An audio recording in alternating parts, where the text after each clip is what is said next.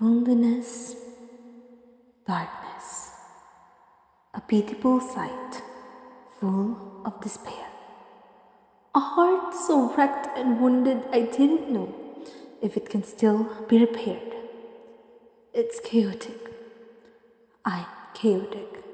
I don't even know if I'm still worth it. I don't even know if I'm still willing to risk it. But then he came. Or it's better to say that I finally noticed him. That boy, whose gaze is always at me, who never failed to smile towards my direction, but always tried to get me attention, who's waiting for a perfect time to make his actions. That boy. The one who always tried to give me roses, who loves to pay for my meal every recess, who loves to just stare at me, even if I look like a mess. The one who saw me in my tears after my last heartbreak appeared. Nervous to acknowledge that someone is into me. Or should I describe my feelings as scared? Scared to once more have my heart torn into pieces by the person that I entrusted with.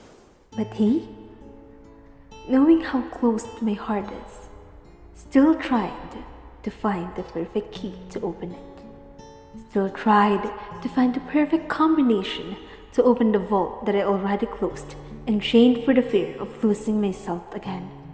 But I still pursued, though I showed my darkest side. Oh yes, I showed my darkest side. I showed traits so remarkable, not for being good, but for being bad. Showing worst after worst, toxicity after toxicity, cursing him to leave, being as shady as I could ever be. Never showed kindness nor compassion, a devil in human form. Yes, that's what I became. But to my surprise, he never left. He remained. Yes, he remained. And as a maiden, being loved so right, my heart just melted. It opened up little by little, and I find myself yet again in this position, heart beating for another person. And finally, I gave in. I gave him a chance. Our relationship blossomed. At first, everything was fine. It feels surreal. It feels divine. Despite of my fear, despite of all my past tears, I think letting Cupid's arrow struck me once more is the right deal. But like how it's not always spring, autumn made its turn. The love we had slowly lost its burn. For him and I had slowly returned to our flawed attitudes and our very own issues, and which, in battling with it, we didn't want. I have a short temper, shorter than a millimeter, while he's got a jealous nature that I can't seem to control. No matter who I am with, his looks made me feel some guilt, for he made me feel like my attention and emotions should just revolve on the relationship that we built. And I, having a short temper, cannot take it one bit. So in furious and in anger, I resorted real quick. But for the love he had for me, his arms wide open, words full of affirmation, calming the rage inside me, showing me love and compassion. We fight, we fixed, we stayed, so trained. But things came to its climax and fueled the fight between him and me. He got mad. Yes, he did. Didn't talk to me for one bit.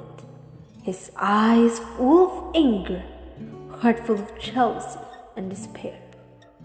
I know I'm at fault for not being careful of my actions, so to redeem myself, I tried to fix this commotion. I tried and tried, but soon got tired. With tears run dried, yes, I got tired. Without knowing what to do for all the stress that I have to deal with, given the short temper that I have, I burst in angers. My words have been triggered. Now let's just say the tables turned, and now he's the one who's trying to calm me down. But things escalated, for none of us was in the right state of mind. Now he lost it again, and like volcanoes, our angers both erupt. He accused me with his false wings, while I tried to explain and explain. I gave his words on words of anger, while in his jealousy, he remained. Let's just end this, I said, that silenced us both.